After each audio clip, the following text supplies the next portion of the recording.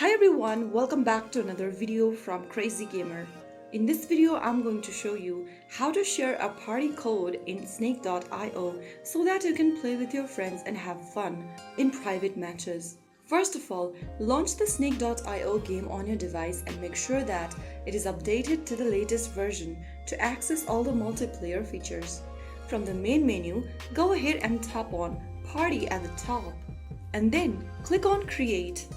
On the next page, your party code will be displayed at the top of the screen. Tap on the copy button in order to copy the code, and then you can go ahead and share it with anyone. To share it with your friends, tap on the arrow at the top right, and then you can use any chat applications, social media, or directly share your code with your friends in the game. Once you share it with your friends, they can easily join your private match using this code. So that's how you can easily and successfully share a party code in Snake.io. Once everyone enters the code and joins, you can tap on the play button at the bottom right. So that's how it's easily done. If you found the video helpful, don't forget to like, share and subscribe to the channel. I will be back again in the next video. Thank you for watching.